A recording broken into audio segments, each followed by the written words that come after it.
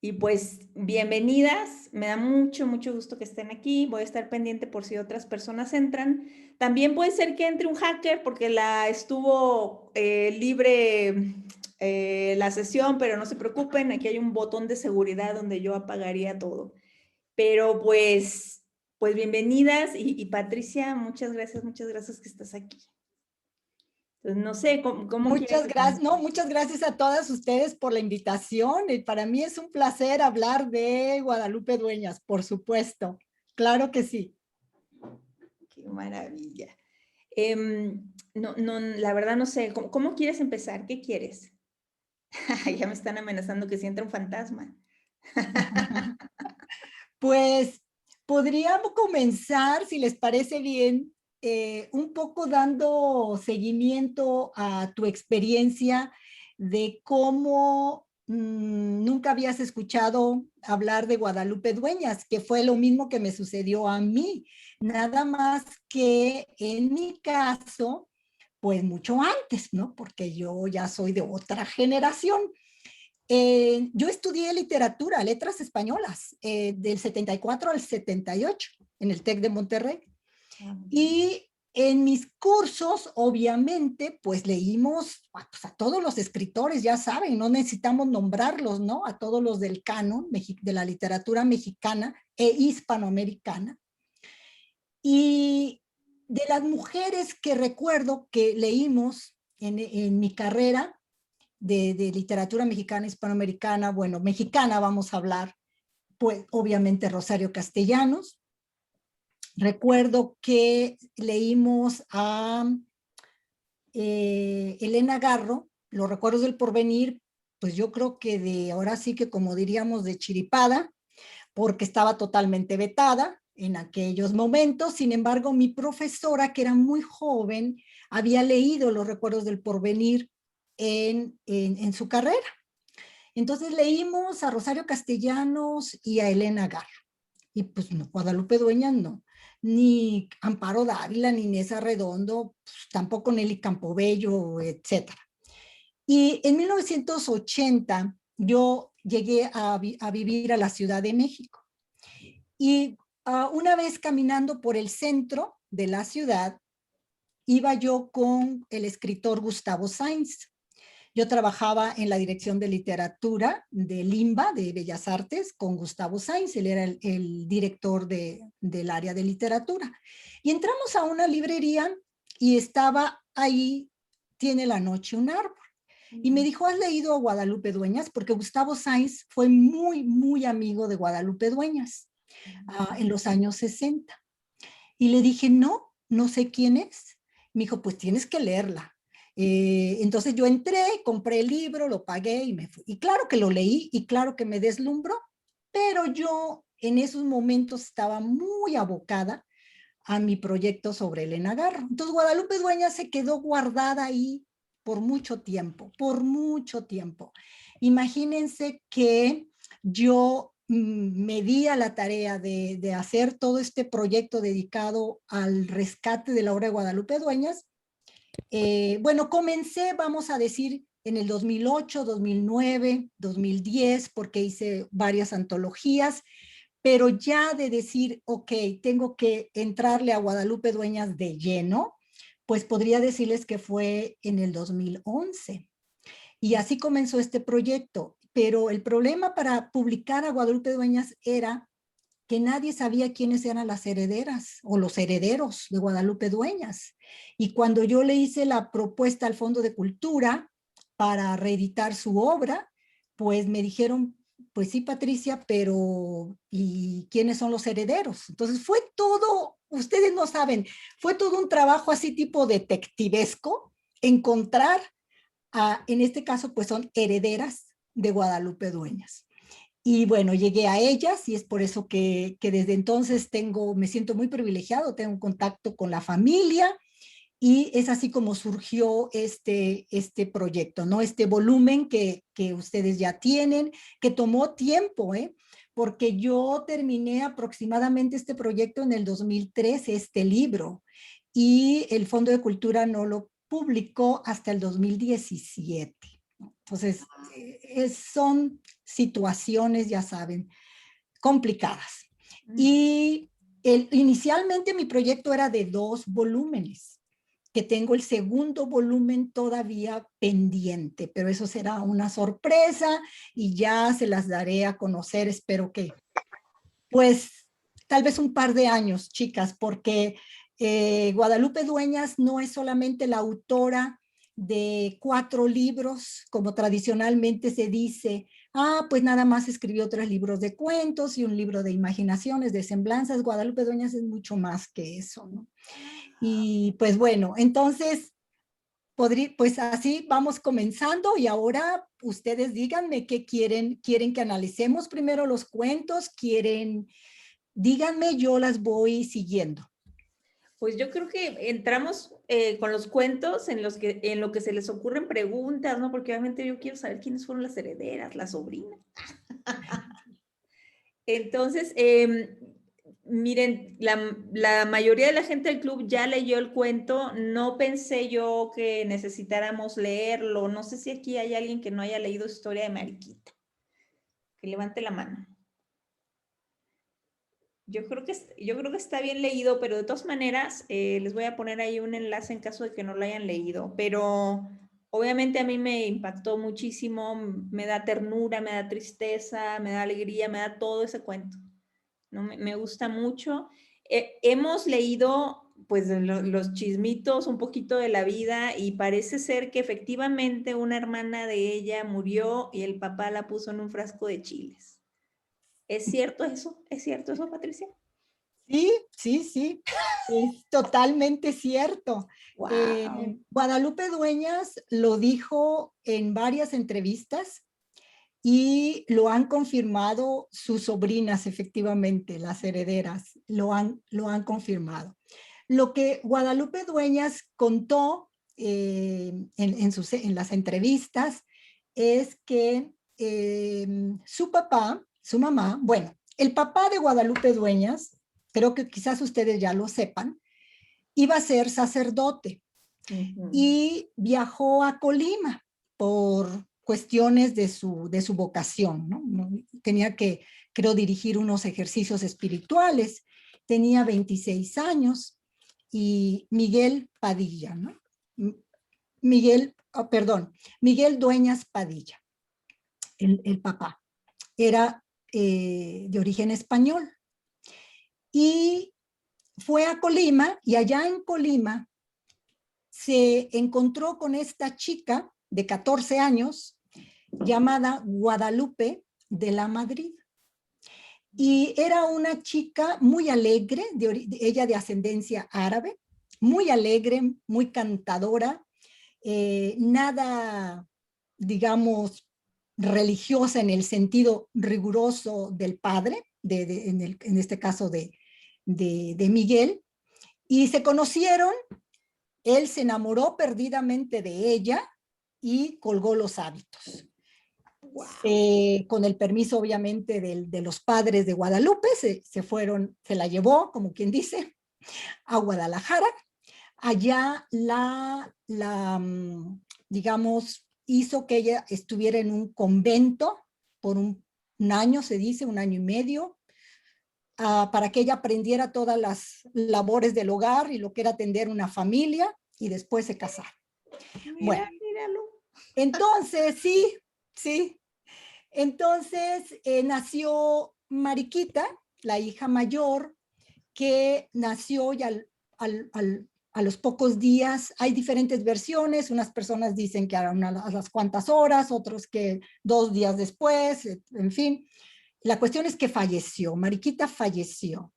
Y el papá quedó totalmente desconsolado, desconsoladísimo que su primogénita hubiera fallecido. No aceptó que ella hubiera muerto, ¿no?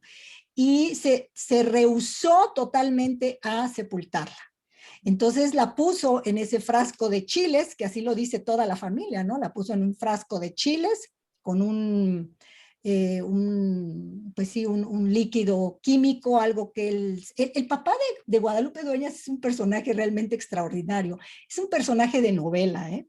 Es un personaje que sabía, le hacía a todo. a todo. Era un hombre muy, que nada se le dificultaba y que cocinaba, ya hablaremos de que cocinaba gatos, y bueno, que viajaba constantemente porque al claudicar, al colgar los hábitos, él tenía que, imagínense, de pronto entrar a trabajar en lo que fuera, en lo que sea, para mantener a la familia. Porque además va a ser una familia muy prolífica. Ellos van a tener un hijo tras otro. Tuvieron 14 hijos, de los cuales 8 únicamente llegaron a la edad adulta, ¿no? Bueno, entonces el punto de Mariquita es que efectivamente el padre la coloca en ese frasco y así vivió Mariquita durante muchos años, ¿no? El cuento es bastante autobiográfico, por eso Guadalupe Dueñas decía que, Guadalupe Dueñas decía, a mí me da mucha pena que todos los críticos digan que qué gran imaginación tengo, que yo soy muy fantasiosa. Ella decía, en mi literatura no hay nada de fantasía, soy totalmente realista. Todo lo que cuento me ha sucedido, ¿no? O lo he visto. Entonces, efectivamente, y lo que vemos en el cuento es exactamente tal cual sucedió. De hecho, ya ellas eran adultas, ya esto yo deduzco que cuando ellas ya finalmente, digamos, le dan sepultura a Mariquita, debió haber sido a principios de los 60. Imagínense. Entonces fueron varias décadas que Mariquita vivió así. Entonces, el cuento, sí, efectivamente, el cuento, bueno, también como Guadalupe Dueñas decía, claro, son cuentos autobiográficos, pero toda literatura, por supuesto, tiene esa característica, ese sello que le impregna la imaginación, porque tampoco son testimonios, no son documentos que pretenden ser verídicos de la A a la Z, ¿no? O sea, es obra literaria también. Entonces ahí está también pues la imaginación, el uso del lenguaje. Y aquí en realidad, en Historia de Mariquita, ustedes pueden ver retratada a la familia de Guadalupe Dueñas y los preceptos patriarcales bajo los cuales ella vivió. Si ustedes notan, siempre está presente la referencia al padre.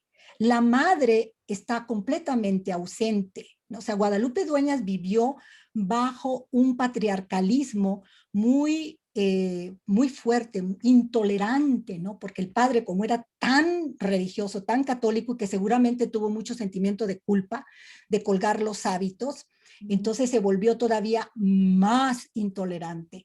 Y esto lo vemos aquí en el cuento, ¿no? Una de las frases que a mí me llama mucho la atención en Historia de Mariquita y que siempre lo analizamos en mis clases, porque en mis cursos leemos este cuento, es cuando ella, la narradora, dice que su padre hubiera sido muy feliz si todas ellas estuvieran en un frasco de chiles, ¿no? Con el pretexto de que no fueran a ser dañadas por los males del mundo, que es obviamente una idea muy machista y patriarcal, ¿no? De cómo controlar a las hijas. La mujer está completamente ausente. Una vez menciona a la madre al principio y toda la referencia de la narradora es el padre, ¿no? Que el padre era el centro, eje, motor, pues de la familia. Y yo no sé si ustedes quieren comentar algo más del cuento o quieren hacer alguna pregunta. Adelante. A ver, chicas, aprovechen, aprovechen. Sí, sí creo que sí habíamos tocado eso de que la mamá hasta en un momento dice en el cuento que ella se sentía incómoda, ¿no? De tener el frasco ahí. Y sí, como que también tener a la bebita dentro de un frasco se extiende a las demás hijas, ¿no? Para tenerlas cuidadas del mundo exterior. Sí, alguien que quiere comentar sobre Mariquita, ándale, Katy, veo tu manita muy no te escuchamos, Katy. A ver, El, es que tiene el micrófono apagado, Katy. enciende tu micrófono, Katy. ¿Listo? Listo. Ya, ahora sí.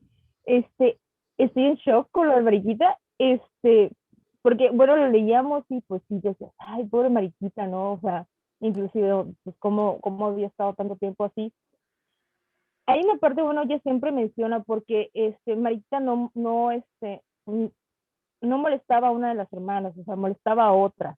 ¿Les pasó realmente así? O sea, sí sentían la presencia de Mariquita.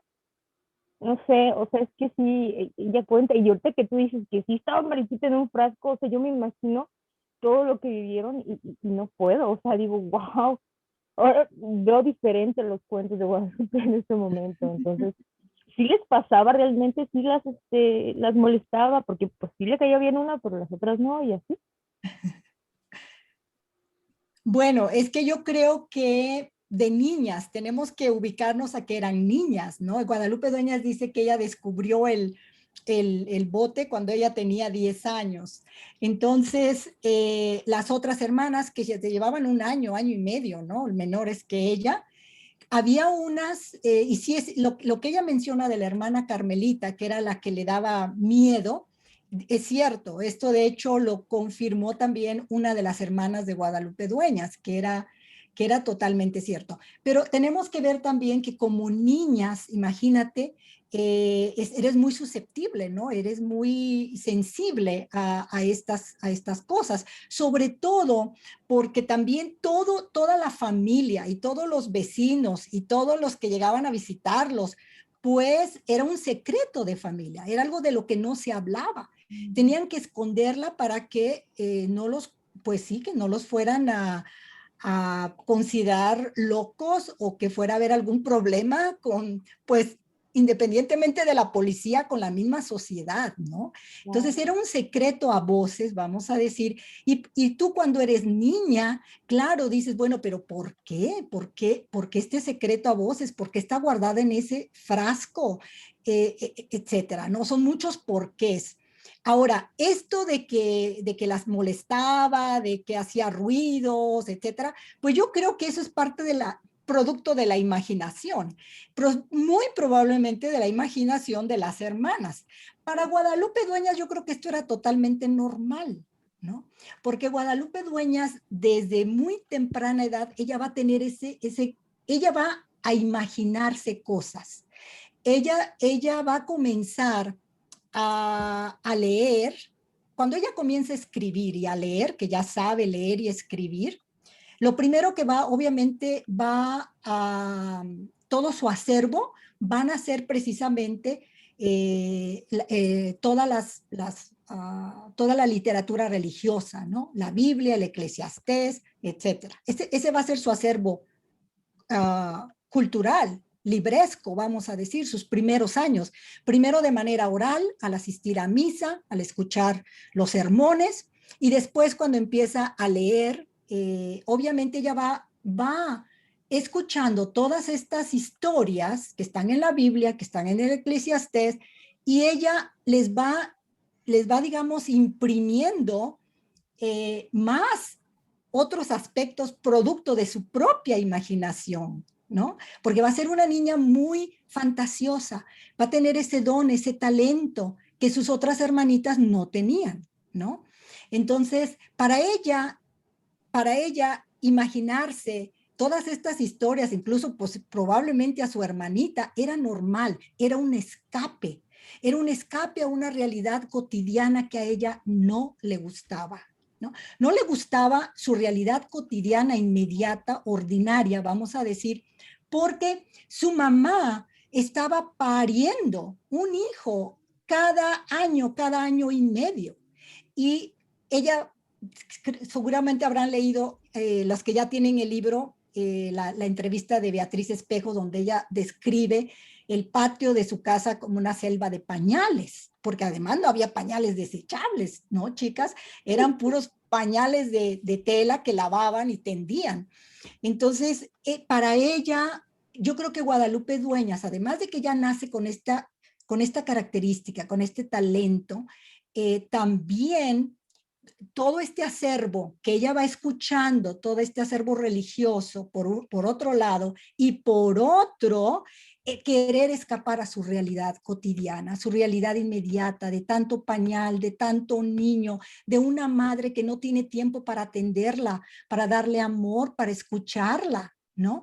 Entonces, en Guadalupe Dueñas siempre vamos a ver en la mayoría de su obra una ambivalencia. Por un lado, un cariño, un amor, una comprensión hacia la figura materna, pero por otro lado, un gran resentimiento, ¿no? Y ella siempre, un leitmotiv en la obra de Guadalupe Dueñas y en sus entrevistas, es que a ella nadie la quiso, a ella nadie la comprendió, ella se sintió siempre muy sola, muy abandonada, ¿no? Y esta falta de amor, esta falta de cariño, esa soledad constante, lo podemos palpar en sus cuentos, ¿no? Que se debe a esa infancia, una infancia en donde ella nace con un talento, nace con ese don, que se incrementa en ese momento con su acervo religioso, porque no tiene otro inmediatamente, y además, bueno, una realidad opresiva, una realidad totalmente opresiva, ¿no? De tener tantos hermanitos uno tras otro. Entonces, para ella, imaginarse todo esto es fabuloso. Hay una anécdota que ella cuenta, y si tienen ya el libro seguramente también lo leyeron, cuando le preguntan que cómo comenzó a escribir, ¿no? Y ella dice, bueno, yo empecé a escribir o a imaginarme historias cuando, pues yo creo que Guadalupe Dueñas seguramente de unos 6, 7, 8 años, ¿no? Que juntaba a sirvientas y les contaba historias, historias que ella combinaba entre cosas que ella había leído o que había escuchado y otras que ella se las imaginaba, ¿no? Completamente. Y que cobraba de 3 a 5 centavos. Y que a las sirvientas les encantaba oírla dramatizar estas historias, ¿no? Y otro aspecto importante que debemos recordar de Guadalupe Dueñas es que ella desde los 7 años, imagínense, a los 7 años, la desprenden del seno familiar. La internan, ¿no? La internan en las Teresianas, en un convento. Y ella dice que va a pasar gran parte de su infancia y de su adolescencia en los internados, primero en Morelia y luego en la Ciudad de México, pero no solamente esto, porque obviamente no la van a internar y la van a dejar ahí 10 años, ¿no? Sino que es intermitente, sale, vuelve a la casa, luego la vuelven a regresar, y también pasaba temporadas en casa de un tío. Este tío es muy importante, en casa de un tío que también era sacerdote, que era, bueno, era hermano del papá de Guadalupe Dueñas, que tenía, y aquí viene algo bien importante, este tío tenía una gran biblioteca. Y en esa biblioteca tenía unos cuentos de la editorial Calleja, que eran leyendas, mitos, historias de diferentes partes del mundo, que eran como libros pequeñitos, pues digamos para niños, para jóvenes. Y ella ahí fue donde empezó a leer otro tipo de literatura, que no era nada más la religiosa. Y ella siempre habla, Guadalupe Dueñas siempre hizo referencia qué tan importante fueron esos cuentos para ella en su infancia y en su adolescencia. Bueno, algo más, chicas, perdón, es que me hablan de Guadalupe Dueñas y me suelto. A ver, ustedes interrúmpanme, levanten la mano. No, no, está maravilloso. Katy tiene la duda de si sabemos a ciencia cierta dónde está enterrada Mariquita. En el patio Ah, de una de las casas. sí, probablemente yo pienso en cuál casa, pero no estoy 100% segura, entonces prefiero no decirlo, ¿no? Ay, tenemos una teoría, entonces por eso sí, Ah, para ir a bueno, verla. O sea, es que sí tenemos, o sea, Gaby ahí nos explicaba cuando leímos, inclusive es en la casa de que quedamos que vamos a verla allá en la Ciudad de México, pero no sé si esté ahí, o sea, porque dije, hay que llevar unas flores a Mariquita, algo, porque pobrecita. Oye, pero seguro es la casa de alguien y vamos a... Atrás. Cosas que platicábamos, mira, no hemos leído todo el libro porque precisamente el libro yo lo uso como guía para el Club Siniestras. Estamos como en la página, estamos por terminar, Tiene la noche un árbol, o sea, todavía tenemos... Y Sí. lo que hacemos es que cada semana pongo unas opciones y alguno de los cuentos gana. Si es cortito, leemos dos, pero también porque esto es un hobby, ¿no? Y también yo digo, bueno, a lo mejor no que se vayan a aburrir de Guadalupe Dueñas, pero sí dije, ay, hay que meter uno de Amparo Dávila y también se me hace maravilloso que estés con nosotros porque recién leímos el día que fuimos perros de Elena Garro, ¿no? Entonces también se abren estos mundos, de veras, yo hasta una parte de mí está molesta por este canon patriarcal que no me dejó. Yo era bien fan de Gabriel García Márquez en preparatoria, me creía la fan número uno porque había yo leído todo. Y mi pregunta es, ¿por qué nadie me dio los recuerdos del porvenir? No, así, señor Gabriel, hágase un lado, ¿no? Porque ya estaba Elena Garro antes. Pero bueno, es que así nunca acabaríamos nunca. Yo tengo una pregunta bien concreta de dónde vivió Guadalupe Dueñas, porque obviamente leímos su cuento de las momias de Guanajuato, dimos con un fragmento de estas novelas, porque entiendo yo que ella trabajó para Ernesto Alonso escribiendo guiones de televisión, y hay una novela que precisamente se llama Las momias de Guanajuato, donde cada episodio hablaba de una de estas momias. Entonces, cuando yo vi el fragmentito, que ahí se los pasé, pues claramente habla de una de las momias que sale en el cuento, ¿no? La novia que se quedó, que murió. Entonces yo dije, bueno, hay mucho Guanajuato. Entonces yo quiero saber, y porque parece que lo leí por ahí, no sé si en lo de Beatriz Espejo, que Guadalupe Dueñas vivió en Guanajuato en la calle de Pocitos. ¿Sabrás? No tengo noticias de que ella haya vivido en Guanajuato. Tengo que ser honesta, no tengo noticia.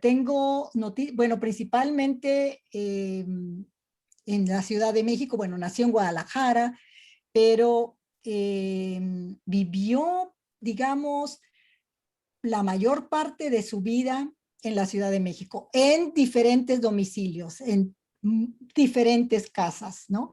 Eh, por diferentes circunstancias. Pero de Guanajuato, sí sé que visitó Guanajuato, sí, obviamente sé que estuvo en Guanajuato. De hecho, cuando surgió el proyecto de las momias de Guanajuato, por supuesto que visitó Guanajuato un sinfín de veces, porque también Guadalupe Dueñas, cuando ella trabajó en la televisión con Ernesto Alonso, para hacer algunos de sus programas, viajaba a diferentes partes de la República, no solamente a Guanajuato, ¿no? Por ejemplo, cuando ella hizo bueno, pues telenovela, vamos a decirle, histórica de Carlota y Maximiliano, entonces también se desplazaba a diferentes lugares, ¿no? Pues para investigar, para ver por dónde había andado Maximiliano cuando lo atrapan, etcétera, ¿no? Entonces, yo lo que sé es que ella visitó muchas veces Guanajuato, o sea que claro, por supuesto, como parte de su investigación, pero que haya residido en Guanajuato, que haya tenido un domicilio en Guanajuato, no tengo noticia al respecto. Es que voy a buscar eso porque ya no sé si de repente me pongo las entrevistas de YouTube, he escuchado las tuyas, ¿no? Entonces de repente como que yo oí Pocitos y brinqué, porque es una de mis calles favoritas aquí de Guanajuato. Y también otra cosa que me hace suponer, a lo mejor tenía una amiga aquí, yo también, así como descubrí recién a Guadalupe, también en un taller me dieron a leer a Emma Godoy.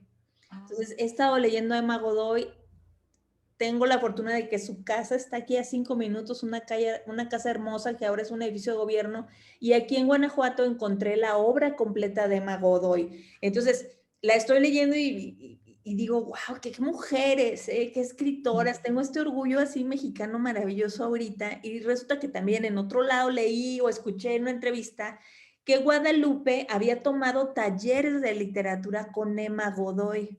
Entonces dije, se aquí eran todas amigas y venían aquí a Guanajuato y se iban a ver a las momias.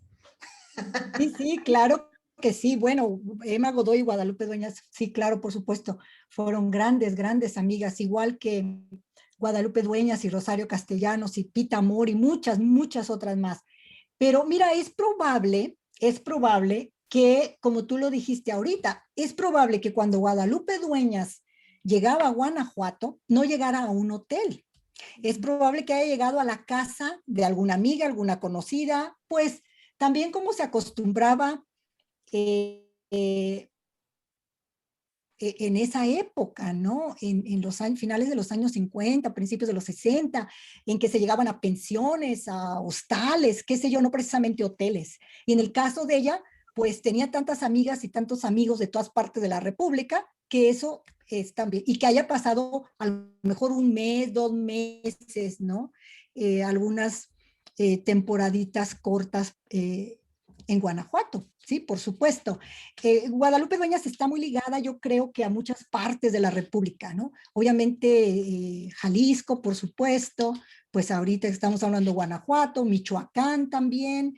Visitó, ella estuvo en Chiapas, fue varias veces a Chiapas con Rosario Castellanos, en fin. Mira, mira qué bien. Estoy viendo un comentario de Alma en el chat. Dice, lo que siempre me pareció una crueldad en el cuento de Mariquita es cómo las hermanas quedan esclavizadas a la hermanita. Es como cuando nos obligan a cuidar a un hermanito menor, con la diferencia de que Mariquita nunca se independizaría y sería no solo una carga y una responsabilidad, sino además secreto bastante escabroso. Tiene toda la razón quien hizo este comentario, totalmente de acuerdo. ¿Alma? Alma, sí. Sí, sí, totalmente de acuerdo, Alma, porque las hermanas, como vemos a través de la narradora, son las que tienen que buscar el espacio donde van a colocar a Mariquita. El papá está ocupadísimo viajando, trayendo el sustento a la casa. El papá de Guadalupe Dueñas tuvo varios negocios, como lo cuenta ella en los relatos, y siempre estaba viajando, se acostumbraba mucho, ¿se acuerdan ustedes? Bueno, están muy jovencitas ustedes, pero en los años 50, 60, era muy común que muchos hombres se dedicaran, digamos, a ser como una especie de agente viajeros, ¿no? O sea, que vendían productos y viajaban por toda la República y llevaban el producto, iban de casa en casa o de oficina en oficina o de empresa en empresa, ¿no? Entonces el papá de Guadalupe Dueñas fue pues un pequeño empresario, una especie de agente viajero que casi no estaba en la casa, muy poco, ¿no? Y bueno, y la mamá, imagínense, con tantos niños, pues claro que las que estaban encargadas, como bien lo describió Alma, la responsabilidad era de estas niñas, de cuidar dónde ponían a Mariquita para que no se descubriera el secreto. Y dos aspectos más importantes del cuento que yo quisiera mencionar, pero antes de mencionarlos, quizás otras de las chicas tengan preguntas o comentarios sobre el cuento. A ver, adelante. ¿Alguien más, muchachas? Si no lo han leído, se lo súper recomiendo. Y está cortito. Es una joyita. Sí.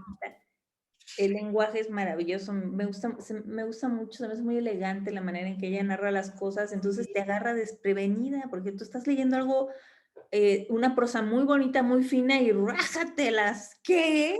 Así como, ¿cómo? ¿Cómo? No sé. A ver, Alma, sí, adelante. Sí, gracias Gaby, gracias Patricia por tu generosidad con tu tiempo. La verdad es que aquí somos pues aficionadas, pero estamos aprendiendo a amar a Guadalupe desde que empezamos con los cuentos de Tiene la noche un árbol. Desde ahí ya nos fuimos enganchando y ahorita verás casi la mayoría mujeres y siempre son así las sesiones, la verdad. muy interesante, cada una da sus interpretaciones, siempre soñando con la posibilidad de que alguien, un académico, nos dijera, pero ¿cuál era la verdad detrás de esto? Porque siempre tenemos un montón de ideas que se disparan. A mí también lo que me llama la atención es que en el cuento pasa el tiempo, o sea, no solo es la niñez de ellas, o sea, dice, pasó mucho tiempo, nuestros padres ya habían muerto, entonces dije, ahí es, en muchos sentidos iba mi comentario por ese sentido, pues de cómo están cargando con el secreto de la familia, o sea, eso es muy mexicano, es un secreto, que son, como una obligación, o sea, unas cosas que heredas muy fuertes, y en este caso, pues, básicamente traer un muerto cargando literalmente. Es la verdad muy, muy impresionante. Y yo cuando supe que todo esto estaba basado en algo real, o sea, me quedé choqueada realmente. Sí, sí, sí, totalmente, totalmente de acuerdo. Sí, pasa el tiempo, efectivamente, ¿no? Es desde la infancia, digamos, de la narradora hasta, pues, su edad adulta, adulta, ¿no? Es decir, no jovencita, sino ya, vamos a decirlo, cerca de pues, a ver, déjenme pensar, ya como en los 50 años, ¿eh? De la narradora. Entonces, sí, efectivamente, tienes toda la razón, totalmente de acuerdo. Otro aspecto interesante del cuento en el que hace énfasis la narradora es cómo empiezan las murmuraciones, ¿no? Las murmuraciones. Cuando dice que corrió la voz y el compromiso de las explicaciones, como todas éramos solteras, con bastante buena reputación, se puso el caso muy difícil. Fueron tantas las habladurías que la única decente resultó ser la niña del bote, a la que siquiera no levantaron calumnias. ¿Qué quiere decir con eso Guadalupe Dueñas? ¿Qué decían de ellas? ¿Cuáles eran las calumnias? ¿Qué piensan ustedes? ¿De qué habla? Dice, todas teníamos muy buena reputación, pero había muchas habladurías y que la única decente fue la del bote. Ay, pues así somos, ¿no? Desgraciadamente sí, somos bien coloridos en México, pero a mí que se me ocurre es de que si alguien se enteró del bebé, se lo achacarían a una de las hermanas, a la mayor. Ah, segurito no, es que para que no se dieran cuenta que lo tuvo fuera del matrimonio, entonces esa mariquita pasó de hermana a hija siniestra, porque, no, vaya, como no nos gusta hablar. Exactamente, totalmente de acuerdo. Yo creo que todas ustedes lo captaron así, ¿no?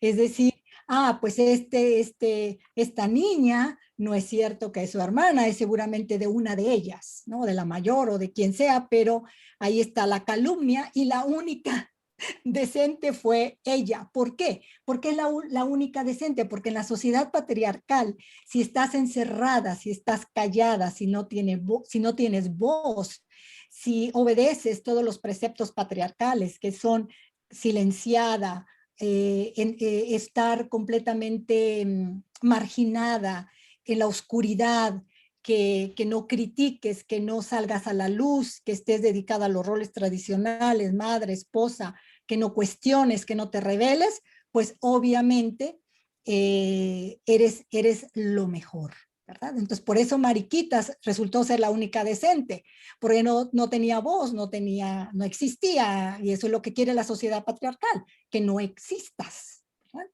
Entonces, fíjense cómo Guadalupe Dueñas, consciente o inconscientemente, nos entrega en este cuento de 3, 4 páginas, todo un análisis, un reflejo de la sociedad patriarcal. No es un cuento nada más fantasioso, hay una niña en el bote. No, no, no, no, no, no. Hay que leer bien entre líneas de lo que qué nos está reflejando, qué nos está mostrando aquí Guadalupe Dueñas, ¿no? Y luego al final, el final también es muy, muy importante, ¿no? Cuando ella dice que ya cuando la entierran, dice, se me agolpan las tristezas que viví frente a su sueño. Reconstruyo mi soledad y descubro que esta niña ligó mi infancia a su muda compañía. Porque la narradora, aunque no esté en un bote, está en un bote. En la sociedad patriarcal, si las mujeres no nos rebelamos, no cuestionamos, si seguimos conservando los preceptos patriarcales, al no criticar, al no cuestionar, al tolerar a un novio posesivo, controlador, abusivo, o a un esposo abusivo, controlador, etcétera, estás en un bote. Estás igual que Mariquita. Entonces, la narradora dice, ligó mi infancia a su muda compañía, porque ella también ha estado muda. ¿Me explico? En el contexto del cuento. Bueno, entonces me alegro mucho que hayan seleccionado este relato de Guadalupe Dueñas. Es un clásico de la literatura universal. Este cuento es quizás de los de Guadalupe Dueñas el traducido probablemente a un 70% de idiomas, ¿no? Porque Guadalupe Dueñas fue muy famosa, ¿eh? Guadalupe Dueñas, miren, Guadalupe Dueñas fue muy bien conocida y reconocida como escritora desde finales de los años 50, los 60, los 70. Su silenciamiento comienza a partir de los 80, ¿no? En que ella se retira del mundanal ruido, digamos, pero ella vivió el reconocimiento y la fama, fue amiga muy cercana de los hermanos Méndez Plancarte, humanistas, de Alfonso Reyes, de Agustín Yáñez, de Emma Godoy, de Pita Amor, de Frida Kahlo, de Diego Rivera, de Julio Torri, de Rosario Castellanos, de Amparo Dávila, de Elena Garro, fue muy amiga también. En fin, fue una mujer que se movió en los círculos culturales y artísticos más relevantes de la época. Incluso fue muy amiga también de Octavio Paz. Emanuel Carballo fue el crítico mexicano importante. Él fue uno de los primeros, digamos, ya no de los escritores humanistas religiosos como Méndez Plancarte y Peñalosa. Emanuel Carballo, digamos, dentro de lo que ya la literatura, fue yo creo que uno de sus primeros fans, ¿no? Que la descubrió y quedó fascinado con su obra y la empezó a publicar. Ay, ese Manuel Carballo también es uno de mis recientes descubrimientos porque ya por puro gusto yo estoy estudiando literatura y precisamente una maestra nos mandó un video de Manuel Carballo fue el esposo de Beatriz Espejo. Claro. Y Beatriz tiene una introducción sobre Guadalupe Quino. Entonces dije, ay, qué interesante grupo de personas, ¿no? Ay, Toda una, pues sí, una playa de una capilla muy importante de escritores.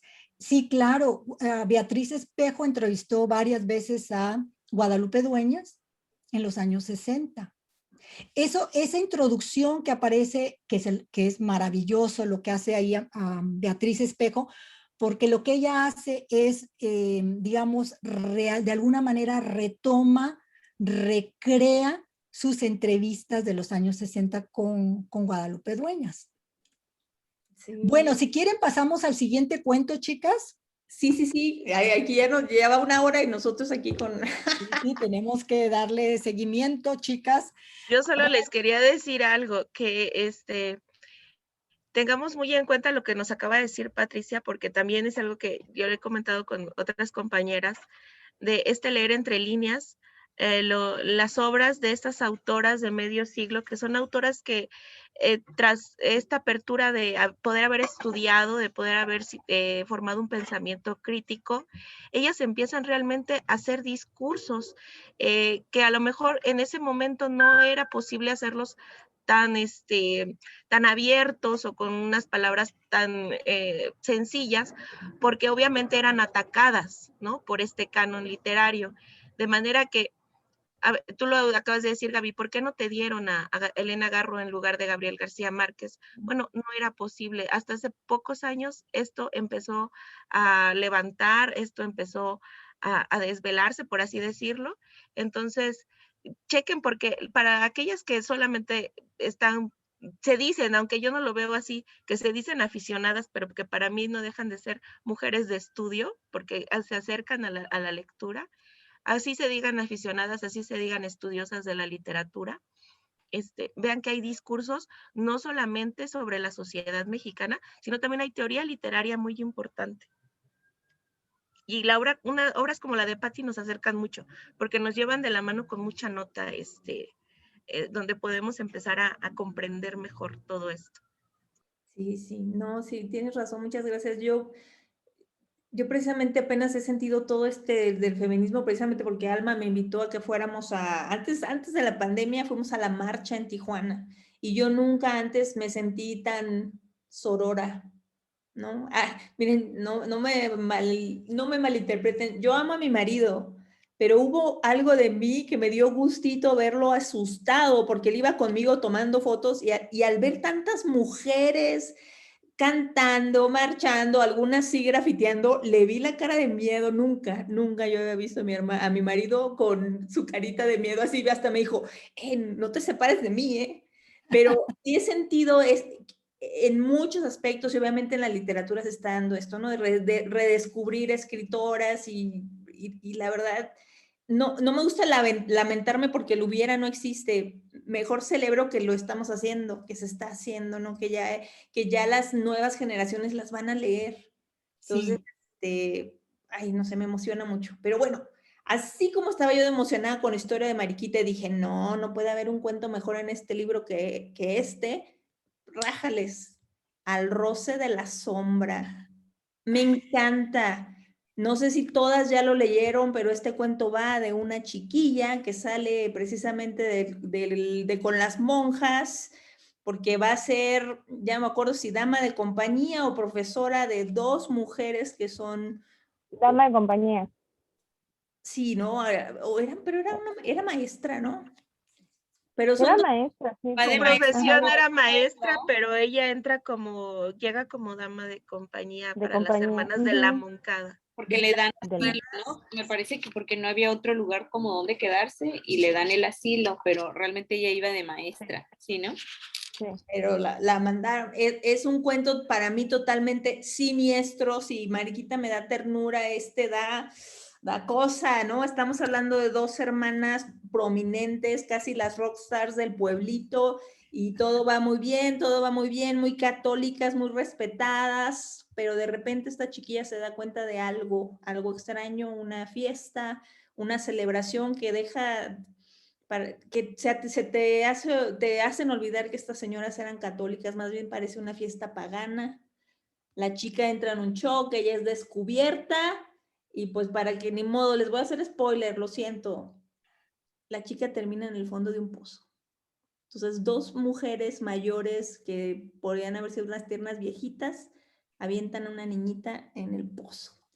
Y a mí pues está bellísimamente escrito, la estructura es muy buena porque no, de repente te tienes que reubicar a ver cómo, yo venía en el tren, ella venía en el tren, después pasó esto, parece ser, yo entiendo que cuando empieza el cuento es la chica ya descubierta que está narrando que la descubrieron. Y luego te hace entrar, casi uno se siente culpable, como Raquel se llama la chica, cuando descubre a estas dos señoras bailando y actuando como si fueran ricas, recordando su pasado de París. No, se me hace maravilloso. O sea, si no lo han leído, por favor, léanlo. En algún lugar encontrar la obra completa, no se van a arrepentir, es un librazo. Y pues no sé si alguien quiera comentar. Yo de entrada me acuerdo clarito que Mariquita está narrado en primera persona y es como sutil. Al roce de la sombra está narrado en tercera persona y es como brutal, es como un gancho al hígado, así. Al hígado está acá. Y no sé, ¿alguien que guste comentar? ¿Se acuerdan de las hermanitas Moncada? Sí, es que fue donde tuvimos teorías de que eran, que primero creíamos que eran vampiros, luego que se alimentaban de la sangre de las mujeres vírgenes, y que hicieron un sacrificio y lo aventaban en el pozo. Sí, tuvimos muchísimas teorías con esa. Nos dimos cuenta, ¿no? Obviamente sí,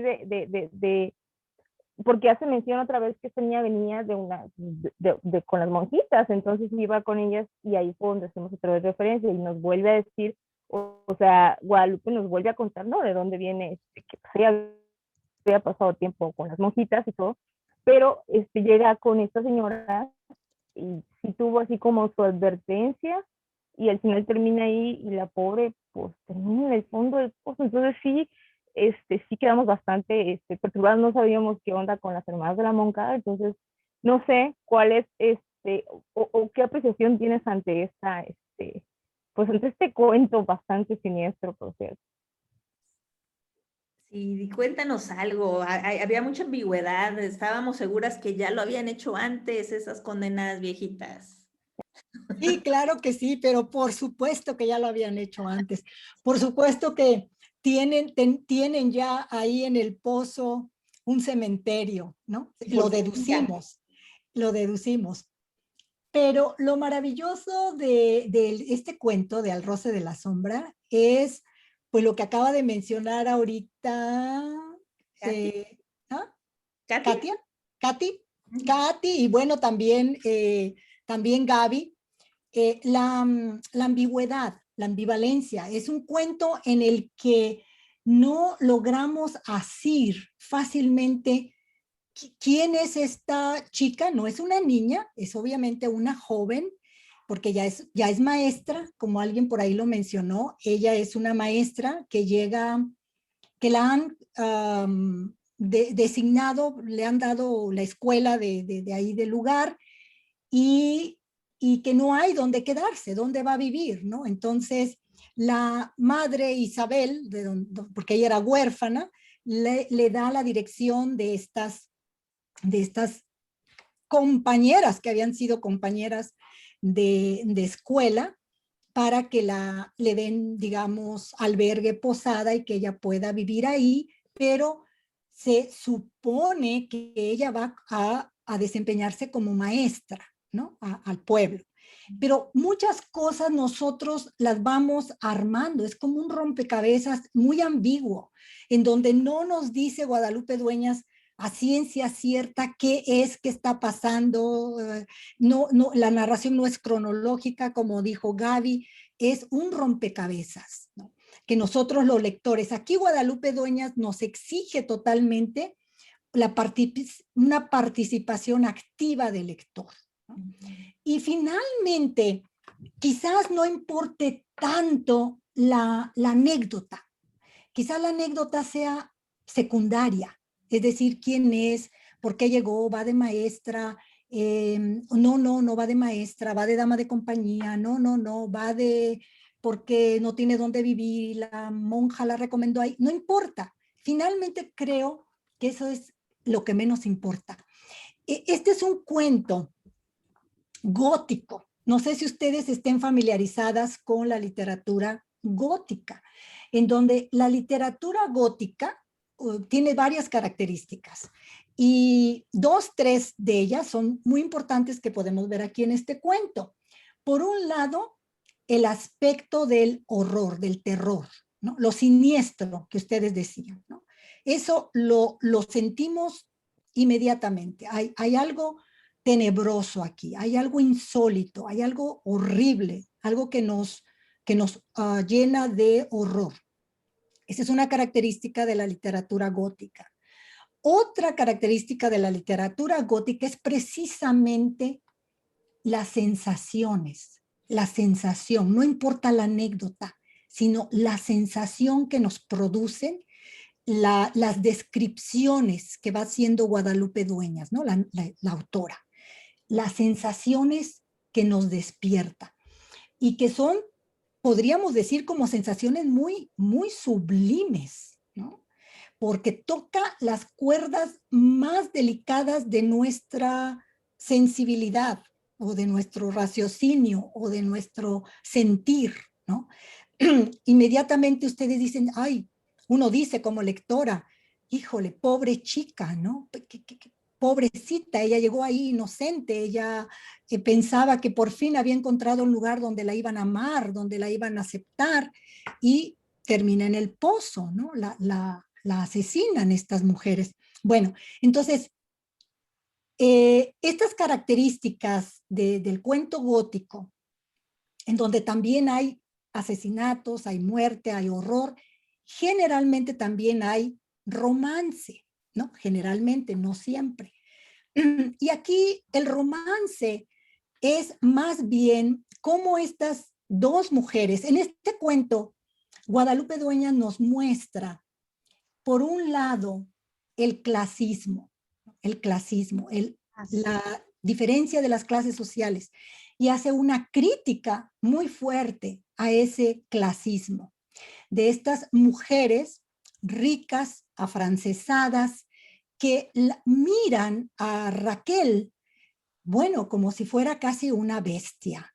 Y esto lo vemos la manera en que la narradora o el narrador describe a Raquel con patas de pájaro, sus manos rasposas, fea, sus ropas de muy poca calidad, en contraposición al lujo, aunque es un lujo decadente, de las hermanas de la Monina y la Nena, que tienen linos, gobelinos, porcelanas, encajes. Entonces, este contrapunto que está muy fuerte y muy marcado con las descripciones que hace Guadalupe Dueñas como autora, nos tocan, ¿no? De una manera nos impactan, cómo deshumaniza a Raquel. Raquel está totalmente deshumanizada por ser pobre, por ser una chica huérfana y pobre. Entonces, por lo tanto, no tiene las características humanas. Y las ricas son todo lo contrario. Y entonces Guadalupe Dueñas nos hace aquí un retrato, un reflejo de una sociedad clasista, por un lado, y por otro, obviamente también nos muestra la decadencia de una clase social. Que esto, pues México lo vivió de una manera muy predominante. Vamos a ubicarnos a la caída del porfiriato, ¿no? La caída del porfiriato y la llegada de la revolución. O sea, esa decadencia de una clase social. Bueno, yo señalo ese periodo en México, pero obviamente pueden ser cualquier otro periodo. Hay muchos, ¿no? En la historia de México.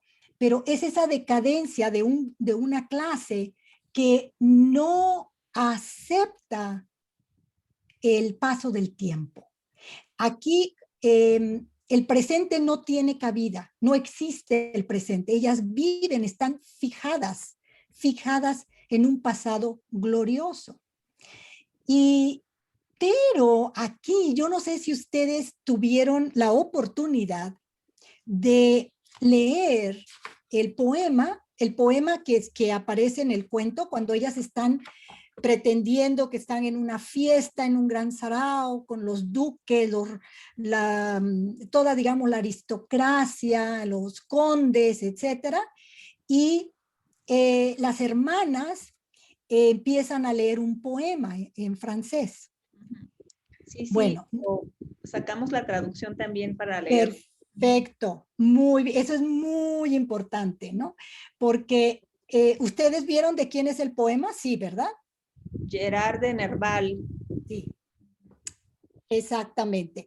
Es un poema de Gerard de Nerval, que, bueno, es un poeta del periodo romántico francés, que aquí en este poema, seguramente ustedes ya lo analizaron, en este poema Gerard de Nerval alude a que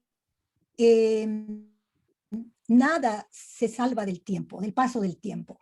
Con el paso del tiempo todo se destruye, todo llega a su fin. Entonces Guadalupe Dueñas deliberadamente utiliza este poema de Nerval para indicar la decadencia de esta clase social personificada en estas dos mujeres, y Y curiosamente en el poema, si ustedes vieron la traducción al final, también en este poema Nerval alude a la sombra, ¿no? Al final, la sombra de un muerto, que es obviamente, bueno, puede ser la muerte de esa clase social o también puede ser una alusión a la muerte de Raquel, ¿no? Que termina asesinada por estas mujeres que han enloquecido porque viven fijadas en el tiempo, pero que nada se salva del tiempo, es lo que nos dice aquí Guadalupe Dueñas, ¿no? Todo llega a su fin, todo se destruye, el tiempo es implacable. Y miren qué curioso, ¿no? Que este poema predijo la destrucción de Notre Dame, ¿no? Que se quemó hace unos años. Ay, ay, a ver si se pone siniestro esto. Siniestra, Sí, totalmente. Siniestra, Guadalupe Dueñas. No me había fijado en eso, sí.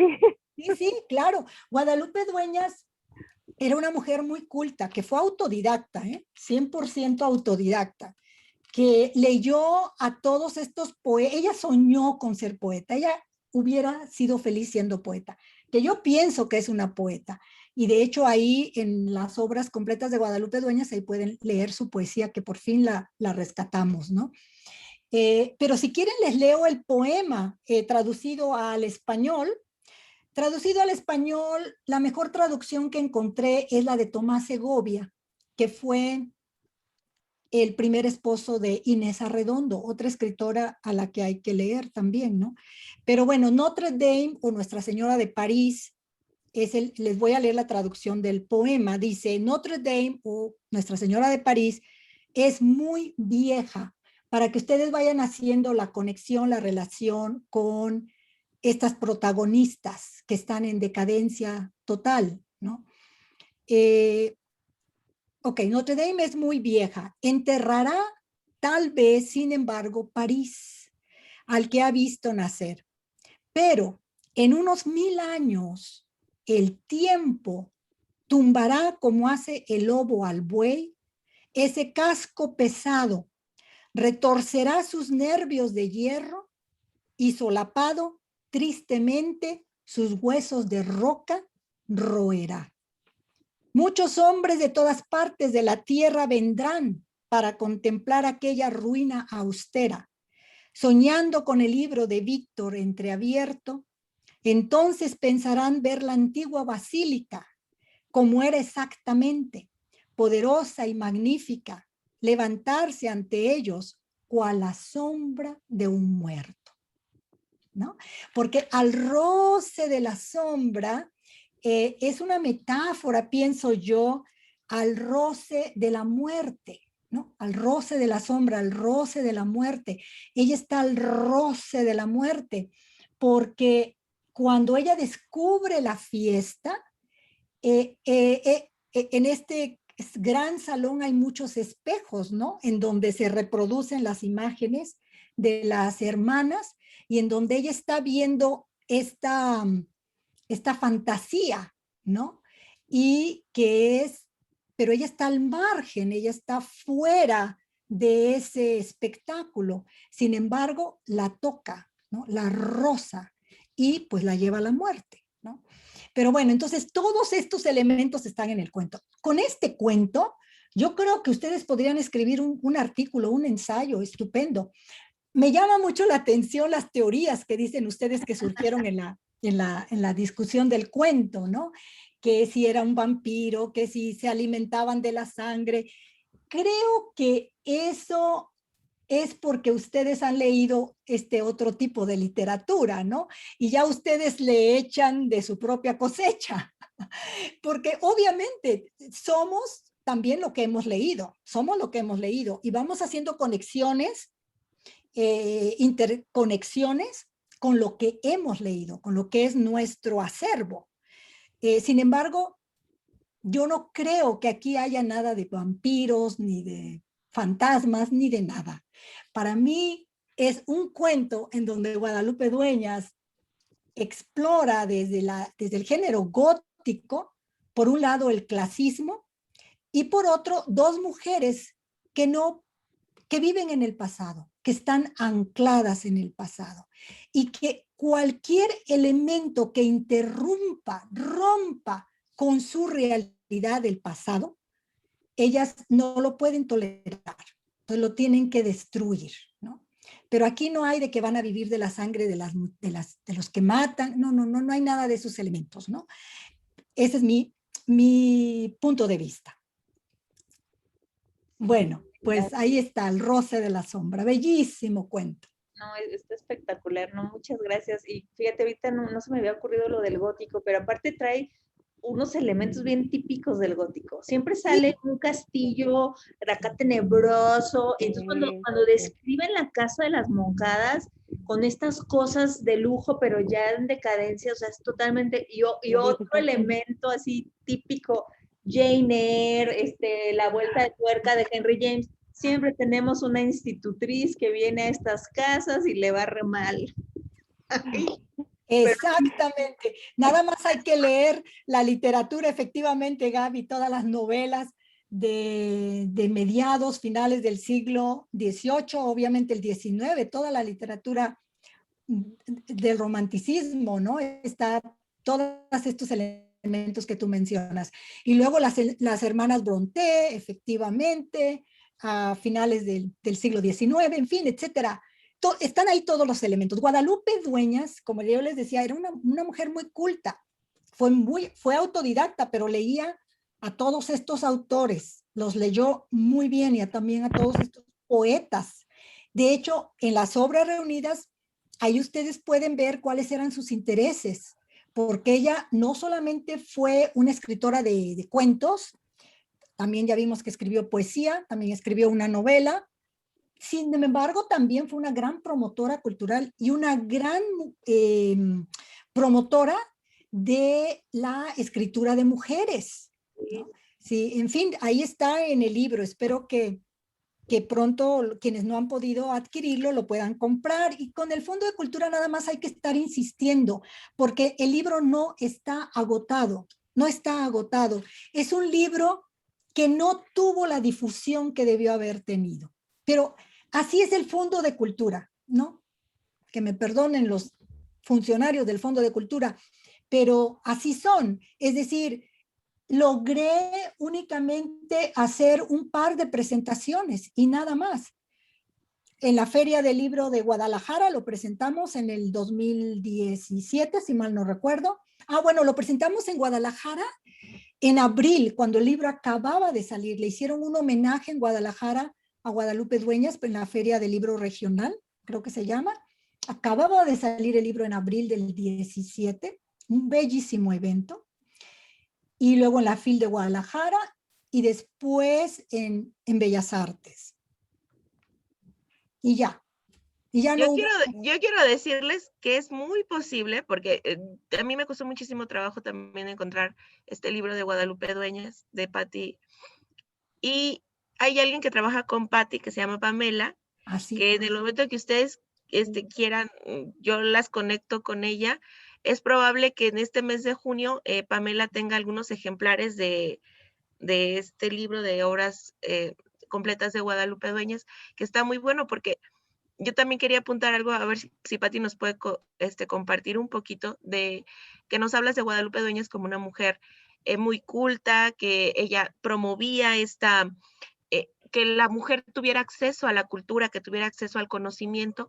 Y Guadalupe Dueñas, que también ahí podemos encontrar en ese libro, tiene artículos muy interesantes que ella promovía en la revista Quena, que a lo mejor diría Patti, hay muchas muy jovencitas ya, pero esa revista yo les podría hablar que yo la veía desde niña, que la compraba mi tía, y resulta que era como una literatura permitida para las mujeres, o sea, no era algo que espantara a los hombres, porque eran revistas que se dedicaban a dar consejos del buen hogar, y entre esa, no sé si llamar a Guadalupe como una mujer subversiva, ¿no? Pero ella metía estos artículos como con esa intención de llevar cultura a las mujeres, que es también algo que hizo mucho la que apenas nos acaba de dejar, se me va a olvidar que fue el 3 de abril, Chepina Peralta, que ella también ni era ni cocinera ni nada, pero ella quería, entre las recetas de cocina, esconder por ahí algo de cultura para nosotras porque estaba como negada, ¿no? Entonces, a ver, que nos platique un poquito, Pati. Yo sé que ya el tiempo se nos está agotando, pero ahí hay algo muy interesante porque ella no nada más se acerca a los círculos de cultura, ¿no? A estos círculos de literatos y de gente que está, sino también a otro público, ¿no? Que son las mujeres en la casa comprando su revista de recetas. Exactamente, exactamente. Sí, gracias por mencionarlo, Telma. Efectivamente, Guadalupe Dueñas fue una de las fundadoras de esta revista Quena, bueno, se suponía que era una revista para, como dijo Telma, para las amas de hogar, ¿no? Para las mujeres que se dedicaban al hogar. Pero que en realidad el propósito de Quena era llevar la cultura a las mujeres, que las mujeres tuvieran otro, digamos, otra visión de la vida, que no fuera únicamente cómo hacer pastel de chocolate o cómo planchar las camisas de su marido, porque son de risa loca, las revistas de los años Wow. 40, 50, donde dan cómo debe de ser una buena esposa, cómo debe de eh, tener contento a su marido o a su novio, etcétera. Bueno, horrible, absurdo, horrible. Pero aquí en esta revista, que tenía, como dice Telma, la pantalla de ser una revista para mujeres amas del hogar, en realidad era una revista literaria. Ahí ustedes pueden ver todo lo que escribió Guadalupe Dueñas. Se dedicó a hacer biografías de grandes personajes femeninos de la historia universal, no solamente de México o de Hispanoamérica, de la historia universal. Y ella siempre lo hace con una mirada diferente, ¿no? Reivindicándolas. Por ejemplo, Josefina, la esposa de Bonaparte, ¿no? Siempre con una mirada humana y reivindicándolas. Entonces, les recomiendo que lean mucho todas esas biografías que ella publicó en Quena y que yo recogí aquí en las obras reunidas, porque ella fue una gran promotora de la defensa de la mujer. Lo que pasa es que Guadalupe Dueñas, como Inés Arredondo, incluso la misma Amparo Dávila, incluso yo diría Rosario Castellanos, no van a ser escritoras tan aguerridas como Elena Garro. De ese periodo, Elena Garro es única en cuanto a su versión. Por eso a veces pensamos, bueno, esta es realmente una escritora subversiva. Sí lo son, obviamente lo son. Vean sus cuentos, vean lo que están plasmando. Por supuesto que lo son, pero no van a ser tan subversivas, tan contestatarias como Elena Garro, que Elena Garro no solamente en su literatura, sino también en su activismo político y social, ¿no? Bueno, entonces, si quieren seguimos con el chimpancé, porque creo que ese cuento, por ahí escuché, causó mucho revuelo. Es que nos sorprende, o sea, veníamos, no sé, veníamos de la ternura de Mariquita, lo siniestro, y de repente, ay, ahí empezamos, ¿qué? ¿Está hablando de un hombre? ¿Qué pasó? Y tuvimos que sacar los abanicos. Pero El chimpancé. el chimpancé, chicas, alguien que quiera comentar, ¿se acuerdan del chimpancé? El del hombre, sí, claro. No sé si las demás se acuerdan. O sea, cuando lo leímos, yo le dije, es un hombre y está ahí de chantajista, porque ella estaba así, o sea, como que pasa por todas las etapas. Primero el enojo, porque él estaba diciendo así como que, o sea, yo no sirvo para ser cautivo y el rollo. Y después cuando ella ya acepta y dice, ya se quiere que se vaya. Entonces, yo sí lo vi, que era un hombre quejándose de que ya no podía aguantar más a su mujer, y entonces primero lo hace sentir mal y después ya hay esa aceptación de, ay, sí, ya lárgate y no te vuelvo a ver nunca. Entonces, solamente me quedó la duda con el simio, ¿no? El pequeño simio. Entonces, sí, yo estaba segura que es el hijo que tienen ellos, pero no sé. O sea, ahí sí, ahí fue donde me perdí un poquito, nos regresamos y no sé qué más comentamos ese día, Gaby, porque sí, fue muy intenso ese cuentillo. Estuvo muy intenso. ¿Alguien más que quiera comentar? A mí me sorprende la capacidad de imaginación que tienen ustedes, ¿eh? Me estoy súper sorprendida. Maravilloso. No, sí, ¿Alguien? luego que te confiesen sus teorías del cuento de Elena Garro, ¿eh? Están Ah, serios. el día que fuimos perros, ¿o cuál? Sí, ahí sí dije yo, a ver, Moni, confiesa tu... antes que entremos por... No, es que todavía estoy en shock con las teorías de estas chicas, de Mónica y de Katy. Rápido les cuento que para mí el cuento del día que fuimos perros se me hizo una cosa muy bonita de dos niñas que están jugando a ser perritos y que pierden la inocencia porque son testigos de un asesinato. Hasta ahí va yo, pero a ver, Katy, dime tu teoría de los perros. Ay, que a las niñas las mataron y entonces reencarnaron en perros. Y por Bueno, eso no entendía. creo que tenemos que dejar a Elena Garro para otra ocasión, Sí, chicas. no, sí, Sí, sí, tienes sí. razón, Porque es todo un sí, rollo. Por eso te digo que sí, ese tenemos que platicarlo después. Pero ahorita el chimpancé también nos interesa. Yo tengo esa teoría de que es un hombre, pero bueno. bueno, ¿alguien más quiere comentar algo sobre el chimpancé? A ver, adelante, Alma. Sí, gracias. Bueno, quizá yo fui la que tuve una de las teorías más conservadoras. En el sentido que yo lo tomé como si el chimpancé fuera su orgullo domado por fin, su orgullo. Así lo interpreté yo, como que es esa parte de tu personalidad que quieres doblegar, pero evidentemente no sé si alguna vez abiertamente Guadalupe Dueñas hizo referencia, porque sí creo que está dentro de todo es lo que tiene a veces que muchas teorías pueden tener cierta lógica, entonces no sé si alguna vez Dueñas habló de eso, porque sí nos hemos encontrado con otros cuentos de este libro así como muy crípticos, no solo pero bueno, yo lo interpreté eso como su orgullo por fin doblegado, era como rendirse y tirar la toalla, no sé, pero igual te escuchamos, Patricia.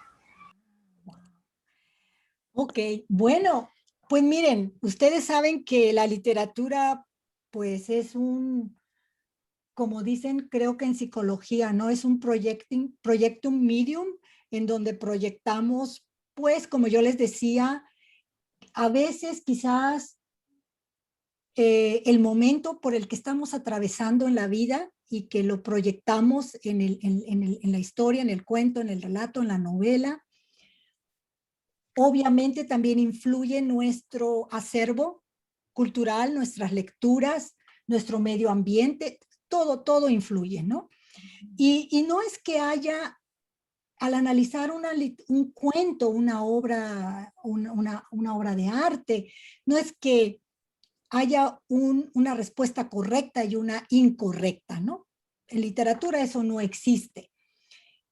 En el caso del chimpancé, a mí ustedes son, yo las veo como mis alumnas, porque mis alumnas hacen exactamente lo mismo. Leemos un cuento y salen con todas estas proposiciones, ¿no?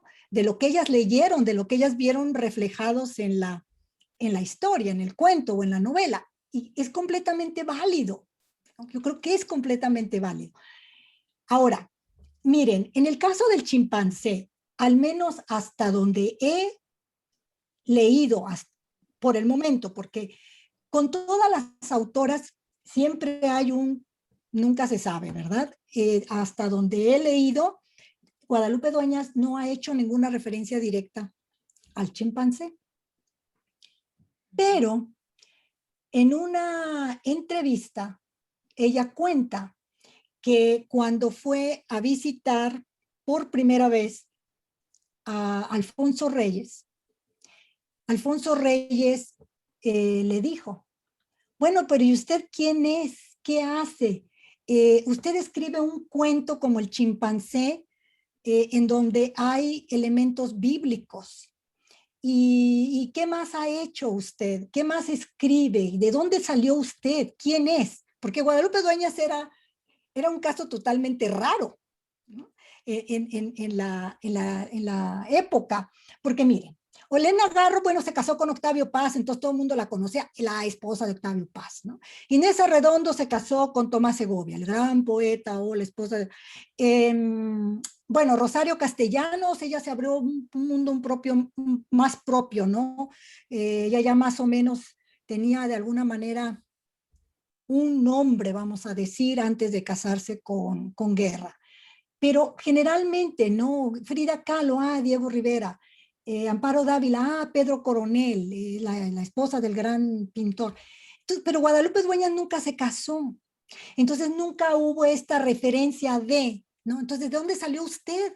¿Usted quién es? ¿No? Soltera y escribe y ya publica, pero ¿de dónde salió? Porque no es esposa de nadie. Bueno, entonces, esa referencia a mí me llamó mucho la atención y claro, al leer y releer el chimpancé hace, pues imagínense, ay, 8 años, 10 años ya.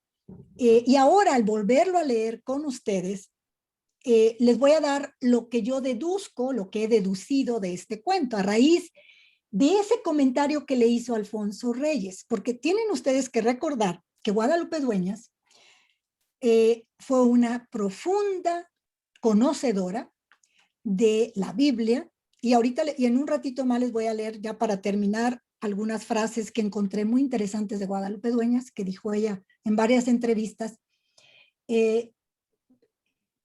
Bueno, entonces, lo que yo veo en este cuento es una alegoría, es una alegoría, es un elemento que ella toma, obviamente por la influencia que ella tiene de la Biblia, y que utiliza para hacer una alegoría.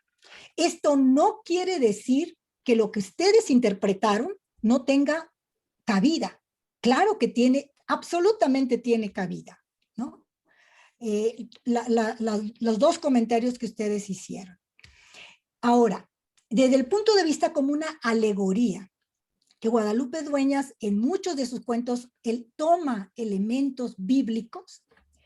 El chimpancé es, vamos a decir, un mono que esta mujer atrapó y que lo tiene en su casa como un objeto de gran orgullo, de gran valor, porque en la Biblia el chimpancé aparece en relación al rey Salomón, que el rey Salomón, ustedes saben, fue un rey riquísimo, que tenía unos palacios extraordinarios, excesivos en riqueza, y que él importaba o mandaba traer cosas muy valiosas de diferentes partes del submundo, ¿no? del Medio Oriente, del Medio Oeste, y entre las cosas que él tenía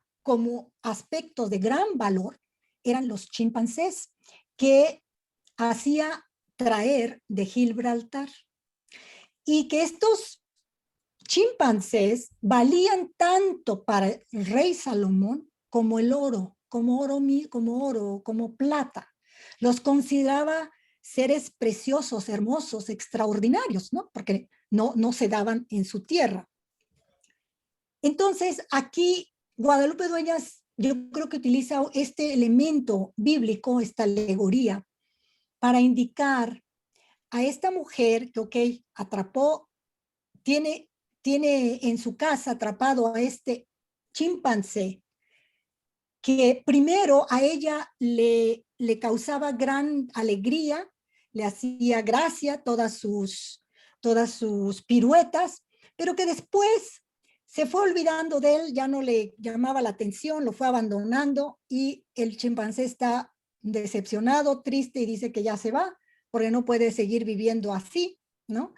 Y bueno, y se va.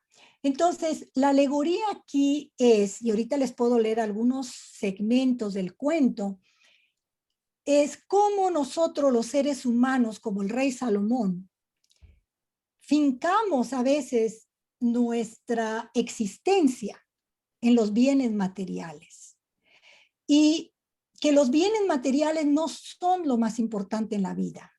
Los bienes materiales nos aprisionan, nos hacen prisioneros, prisioneras, porque al final, cuando ella, a ver, déjenme leerles algunos segmentos, ella dice, bueno, yo tengo quizás otra edición, yo tengo esta edición, tengo varias ediciones de Tiene la noche un árbol, porque me encanta coleccionar las diferentes ediciones de mis autoras favoritas, nada más, ¿verdad? Bueno, entonces dice, suprimirlo reduce mis posesiones y es cosa que solo a mí me incumbe. Me recuerda solamente que hubo un tiempo en que no me causaba martirio su compañía y que tal vez ha de pesarme. Al irse seré una lápida más en un cementerio. Me iré despojando de mi viejo deseo de vivir.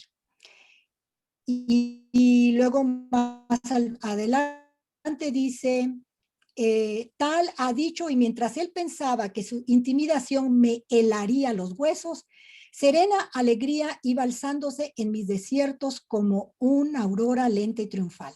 Hasta entonces no lo supe. Él decía que era mi fuerza, siendo mi lasitud, que era mi prisionero cuando se había erigido en mi tirano. Si él parte mañana, que se vaya. El ronquido de su ancho tórax no manchará el aire de mi amanecer, ¿no? Bueno, en la alegoría, ella se ha desprendido finalmente de ese deseo de poseer bienes materiales como el único placer para ser feliz o para que la vida tenga sentido. La vida no tiene sentido, no es lo más importante con los bienes que acumulamos, porque para ella el chimpancé era su orgullo, ¿no? Tenía un gran valor. De hecho, hay una parte en el cuento también en donde ella dice que el chimpancé estaba cansado de escuchar cómo ella lo presumía, cómo ella presumía a este ser extraordinario, ¿no? Bueno, entonces es una alegoría, yo creo, más bien aquí de tipo, bueno, existencial. Sin embargo, chicas, yo creo que lo que ustedes vieron también tiene sentido, ¿no? Que es una mujer que tiene un esposo que cuando él dice que se va, bueno, ella le dice, bueno, pues que te vaya bien, ya estoy liberada de ti, qué sé yo, ¿no? Y en el caso de Alma, creo que ella mencionaba que lo veía como que ella había dominado Su orgullo. su orgullo. El orgullo. Ajá. Sí, que ella había dominado su orgullo o a lo mejor su soberbia, que también tiene mucho sentido, no dominar la soberbia, la prepotencia y humanizarse, ¿no? En fin, tiene sentido, chicas, porque estos finalmente son cuentos que nos van dando lo que vamos también de alguna manera viviendo, necesitando en ciertos periodos de nuestra vida. Yo creo que a todas ustedes les ha pasado que leen un cuento ahorita, a esta edad, bajo estas circunstancias, y si lo vuelven a leer dentro de 5 años, bajo otras circunstancias, le dan otra lectura, ¿no? Esa es la belleza de la literatura y del arte. Bueno, yo quisiera, si me permiten, para ir cerrando, leerles algunas frases de Guadalupe Dueñas. ¿Quieren? Sí, por favor. Sí, bueno. Sí. Estos son fragmentos de entrevistas que seleccioné para ustedes. Bueno, le pregunta una persona, no voy a decir nombres para no alargar más el asunto, pero la pregunta es, ¿qué obra te hubiera gustado escribir? Le preguntan a Guadalupe Dueñas y ella contesta, pues como quien desea la luna, porque no hablamos del sentido del humor de Guadalupe Dueñas, ¿eh? ¡Wow! Que sí tenía un sentido del humor extraordinario, sarcástica, extraordinaria. Bueno, dicen que cuando había una reunión y no iba Guadalupe Dueñas y lamentaban muchísimo que no estuviera ahí, ¿no? Bueno, entonces ella dice, como quien desea la luna, nada menos que el Eclesiastés. Ahora que me quedaría satisfecha con una sola estrofa de San Juan de la Cruz. Y le preguntan, ¿y a quién te gustaría plagiar? ¿Plagiar? Ay, esas son cosas que se hacen sin querer. Pero para ser muy mexicana, tal vez a López Velarde. Ella idolatraba a Ramón López Velarde. Bueno, de otra entrevista le preguntan, ¿qué estás haciendo con tu juventud? Más bien, ¿qué he hecho con mi juventud? Para poder contestarte. Perderla, pero no precisamente en el sentido mundano, amoroso y social, donde el fracaso es solemne, pero no tiene la menor importancia, sino en uno más hondo y terrible. He quemado un tiempo precioso pensando decidirme cada día. Solo me queda ahora, con lo de juventud que me resta, recuperar el tiempo a 100,000 por hora, porque cachorro solamente lo soy en la literatura, ¿no? Entonces, fíjense cómo aquí Guadalupe Dueñas habla de, pues no de echar a perder tu juventud en cosas triviales, ¿no? Ella dice, en el amor, en el sentido mundano, amoroso, social, eso no importa. Ella siente que echó a perder su juventud porque no empezó a escribir. Quizás ella hubiera querido empezar a publicar desde adolescente, desde en sus primeros 20, en sus 20, ¿verdad? Guadalupe Dueñas comienza a publicar cuando ya tenía como 44 años, que está joven, ¿no? Es que está joven todavía, pero para aquella época, en los años 50, los 44 ya, ya eras una anciana, ¿no? Digamos, eran otros parámetros, pero en fin, sin embargo, Guadalupe Dueñas siempre habla de eso, ¿qué es lo esencial en la vida, en la existencia, ¿no? Bueno, aquí una frase que ella dijo cuando le preguntaron qué tan importante era publicar. Y ella dijo, si escribir responde a una necesidad, el hecho de publicar entraña la urgencia de comunicarse con los demás. Es decir, Guadalupe Dueñas no se anda por las ramas, como muchos escritores. Ay, yo voy a escribir, no me importa si me publican. No es cierto, dice Guadalupe Dueñas. Cuando escribes, quieres comunicarte con los demás, quieres que te escuchen y es importante publicar. Bueno, alguien le preguntó, ¿cuándo empezó a escribir? Fíjense la respuesta de Guadalupe Dueñas. Cuando mis padres me abandonaron a mis propias fuerzas. Como no las tenía mayores, es decir, no podía manejar una pala o un equipo de buzo, pues lo único que podía levantar era un lápiz. Entonces fue lo que hice, levantar un lápiz y usted sabe lo que es un pequeño monstruo con un lápiz. Los resultados son evidentes. En serio, dice Lupita Dueñas, la literatura ha dignificado mi ocio. Y en otro momento otra persona le pregunta lo mismo, ¿no? ¿Cuándo empezaste a escribir? Y aquí su respuesta es un poco distinta. Y dice,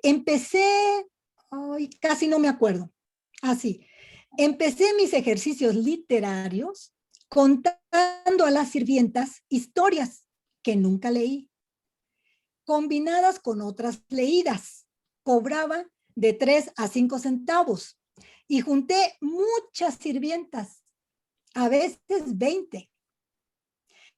Venían a oír mis dramatizaciones de un solo personaje.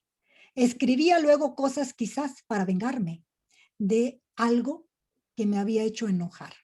Bueno, empecé a escribir realmente en misa, mientras mi papá ayudaba a decirla.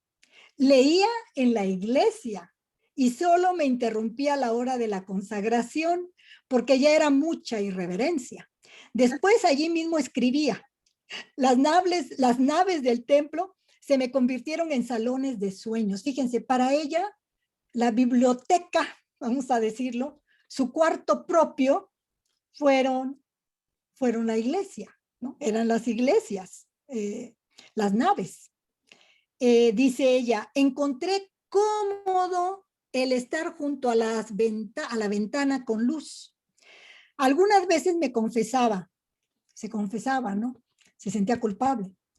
Padre, ¿qué hago si no oigo ni la primera misa? Porque a veces escuchaba varias misas porque acompañaba a su papá. Y entonces dice, me mandaban a asistir a más de 10 misas. Bueno, y si alguien te preguntara, ¿qué quieres ser?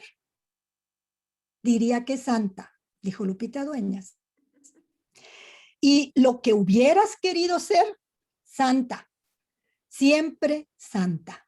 Llegar a Dios, salvarme. Soy absolutamente creyente. Donde el conocimiento no me alcanza, me sobrepasa la fe.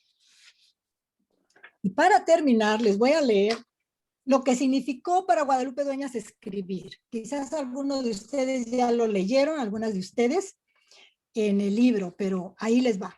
Dijo Guadalupe Dueñas, escribir significa para mí satisfacer una necesidad, liberarme de un caos de imágenes internas, imponiéndoles el orden de la palabra y plasmándolas en un mundo cuya coherencia deriva de leyes propias. Quien encuentre en mis escritos exceso de fantasía, podrá pensar que por medio de ella estoy tratando de fugarme de la realidad cotidiana. Ciertamente es una fuga, pero encima de eso es buscar acercarme a otra realidad, más verdadera, más mía. Bueno, chicas, esto es lo que preparé para ustedes. Espero que estén felices igual que yo y que sigan leyendo a Guadalupe Dueñas. Muchísimas, muchísimas gracias. Ahorita ya me voy a ir a leer todo lo del Kena. Muchas Haremos otro encuentro sobre Elena Garro, ese es otro programa. Y Amparo Dávila, Nelly Campobello, tantas maravillosas. Tengo que reconocer, Gaby, que no conozco, que no he leído, a Adela Hernández. Adela, ¿Fernández? hija de Emilio el Indio Fernández. Es maravilloso. Sí, sé quién es, pero no la he leído. Adela Fernández, ¿verdad? Sí. Adela Sí. Fernández. Hay varias personas, mujeres todas, por supuesto, que me han hablado de ella, que quieren saber más sobre ella y que me dicen que me lance a investigar sobre ella. Pero ya a mí las fuerzas no me alcanzan, chica. Ya me descubriste, Ustedes tienen que entrarle, ¿eh? Para eso te trajimos aquí, para que nos sacas la obra completa de Adela Fernández. De Adela, sí. Esa ya te toca a ti, Gaby, con todo el grupo de estas estupendas siniestras que me ayuden. Tendremos que buscarla. Estoy esperando el libro, te voy a mandar unos cuentos, voy a tratar de conseguirte el libro porque sí me sorprende muchísimo Adela Fernández, es otro, pero ya ahorita yo voy a soñar con Guadalupe Dueñas, me encanta, muchas gracias a las siniestras, muchas gracias a las caritas nuevas que veo aquí, y pues mi comercial, todos los jueves leemos un cuento siniestro a las 6 horas de Ciudad de México. Muchas gracias. Gracias. Felicidades. Gracias, Gaby, Pati, Katy, gracias por acercarnos. Pues gracias, Gaby. Este acercamiento, muchas gracias. De verdad, ha sido una tarde padrísima. Creo que a partir de todo esto que nos dice Pati, o sea, de por sí Guadalupe Dueñas nos tenía encantadas a todas. Creo que no la vamos a volver a leer igual, o sea, de verdad, con todas nuestras teorías y todo, pero pensar que además lo que al principio dijo, que para mí fue como muy impactante, de que la gente dice que tiene mucha imaginación y no es su imaginación, o sea, todo le pasó. La última vez Gaby nos decía, es que a mí nunca me ha pasado, yo quisiera que se me apareciera un fantasma. Que a Guadalupe siempre se le aparecía algo, o sea, está increíble. Y sabes, Pati, muchísimas gracias porque es que podríamos estar aquí así embobadas, escuchándote. Es una delicia todo lo que sabes, todo lo que compartes con nosotros. No, de verdad, o sea, son unas grandes mujeres. Selma, qué padre que pudiste acercarnos poquito más. Ojalá y se repita, de verdad. Muchas gracias a todas, a todas. Ay, mi Pues yo perra que aquí de siempre... revoltosa, porque pues me encanta el mitote, dirían por ahí. Entonces, Luego organizar. yo también muy agradecida.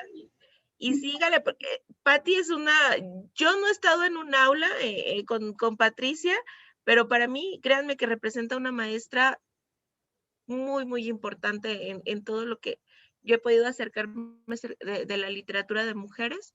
Y es una gran maestra, Patricia Riveras. Mis respetos. Bueno, ya sabes que tienes mi cariño y mis respetos, pero te mando besitos. A todas ustedes, chicas, muchísimas gracias. Para mí, créanme realmente que es un verdadero gusto compartir lo poco que sé, porque hay tanto, tanto, tanto más que explorar, que quisiera tener otra vida para continuar tantos proyectos que se me han quedado en el tintero y que espero seguir dándolos a conocer, ¿no? Porque como ustedes lo dijeron, la invisibilización ha sido brutal y ya, bueno, sigue la invisibilización continúa. Miren, ahorita estaba pensando, por ejemplo, en Luisa Josefina Hernández, una gran dramaturga que está viva, que ya ya es una persona mayor y que no haya realmente seguimiento a su obra, a su producción, ¿no? Amparo Dávila, yo creo que en los últimos 5 o 7 años empezaron a hacerle, digamos, caso a su obra, pero todavía continúa. Y aún, fíjense, aún Rosario Castellanos, que es la más conocida, que es la embajadora de las letras mexicanas en el mundo, su obra no está, es decir, Rosario Castellanos no se lee como Juan Rulfo, o como Carlos Fuentes, o como Octavio Paz, no está en el candelero, como diríamos, ¿no?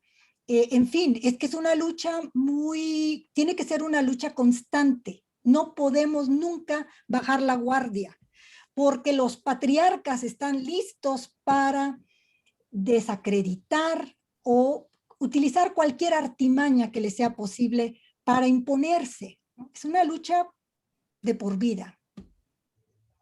Pero ¿qué crees? Somos bien valientes, vamos a seguir luchando. Claro que sí, por supuesto. A seguir luchando y a seguir leyendo. Yo les Sí. recomiendo muchísimo. Patti tiene un libro bien bueno, se los juro, que se llama Transgresión Femenina. Y es un estudio de 15 autoras que está genial, de veras. Ahí uno aparte hasta redescubre. Dices, ay, yo como que la oí por ahí, pero no.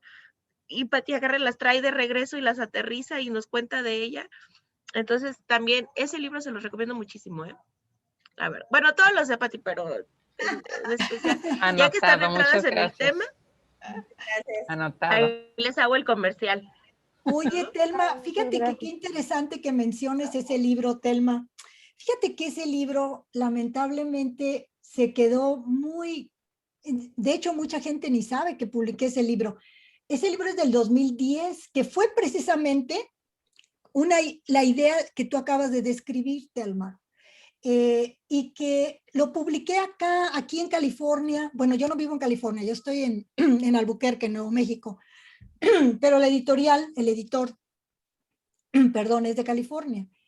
Y ahí lo publiqué porque no encontré editor en México, ¿no? Lo típico, lo clásico. Y bueno, dije, bueno, pues para que no se pierda este acervo que tengo aquí. Y recuerdo, Telma, que ha habido varias lectoras que lo han comprado por el internet, no sé cómo, que no es fácil, ¿eh? Porque es un libro que al estar en Estados Unidos siempre es más costoso, bla, bla, bla. Qué bueno, me alegro mucho saber que te gusta, Telma. Tal vez debería de ver la manera de reeditar ese libro. Esa fue la idea original. Pero tengo ejemplares y voy a, Es el ahorita... Nahui Olin, lo estoy esperando. Ay, híjole, Nahui Olin, hombre, híjole. Estoy Esa me luchando. la debes, Pati, me la debes. Ya sé, Telma, ya te debo muchas cosas. El de Nahui Olin es reeditar ese libro, hay que reeditarlo. Oye, Patricia, es que hay muchas cosas pendientes. Oye, Sí, una pregunta, digo, ya que nos dijiste que éramos como tus alumnas, das clases en la universidad en Albuquerque, ¿verdad? Pero aparte das sí. talleres, ¿hay otra manera de ser tu alumna oficialmente? No, solamente doy clases en la universidad. Aquí soy profesora en la Universidad de Nuevo México. Porque Pero se trata de que ustedes organicen un taller y podríamos armarlo. Es decir, me lo han propuesto, no se le ha dado seguimiento, o también porque yo estoy muy, muy ocupada, ¿no? Pero pues es cuestión de que ustedes piensen en algo que podamos hacer. Y sí, claro. Miren, yo doy un curso aquí en la universidad que se llama Mujeres Transgresoras, en donde leemos precisamente, empezamos con Sor Juana, y luego de Sor Juana nos saltamos al siglo XX. Es que yo hice esa antología, Óyeme con los ojos, de Sor Juana al siglo XXI, que es una antología que fue tan bella, ¿saben? También hace 10, en el 2010, que está agotada, esa antología está agotada. Esa la publicó la Universidad de Nuevo León. Pero esa antología surgió en el aula, dando yo clases, estudiábamos a estas escritoras, entre escritoras y escritores, porque era un curso de literatura latinoamericana, y después dije, siempre sacando fotocopias de los escritores hombres hay libros, se pueden conseguir, pero de las mujeres no hay. Entonces, siempre sacando fotocopias, dije, voy a hacer una antología y que sea mi curso. Y se convirtió en un curso, que es un curso que pues existe, imagínense, desde el 2010. Y lo doy no cada semestre porque tengo que dar otros cursos, pero doy, este curso lo voy a dar ahorita en el otoño. Lamentablemente lo voy a dar en línea, porque aquí en la universidad, aunque ya están planeando abrir las clases presenciales en el otoño, yo todavía no voy al campus, no voy a ir al campus. Entonces tengo que dar mis 2 cursos en línea. Y este curso no me gusta darlo en línea porque es exactamente todo lo que ustedes han hecho aquí, ¿no? En donde las estudiantes generalmente son mujeres. No faltan 1, 2, 3 hombres, pero la mayoría son mujeres y hacen este tipo de acercamientos y son muy enriquecedores, muy enriquecedores. Y pues bueno, al hacerlo en línea, claro, no va a tener el mismo, yo creo que no va a tener el mismo impacto, pero está todavía un poco delicada la situación con la pandemia, ¿no? Sí, porque no todos están vacunados, incluso aquí en Albuquerque, aquí en Nuevo México, hay una gran propaganda para que toda la población se vacune. Aquí las vacunas, aquí están llevando las vacunas a donde estés, casi van a tu casa a vacunarte para que la gente se vacune, pero hay mucha ignorancia, hay mucha propaganda en contra de la vacuna, todo esto que creó Trump, todos los seguidores de Trump, el ala ultraderechista, en fin. Entonces hay muchas personas que no se han vacunado y eso causa problemas. A mí me causa inseguridad de ir al campus y cómo sé que no están vacunados, ¿no? Aún con tu cubrebocas y todo es problemático, pues, chicas. Pero bueno, seguiremos en contacto. Les mando un gran, gran abrazo a todas. Y Muchas gracias. gracias, hasta luego, a cenar, mil gracias. a cenar. Hasta Adiós, luego con Guadalupe Dueñas. Gracias. Adiós. Muchas gracias, Pati. Gracias, Gaby. Gracias.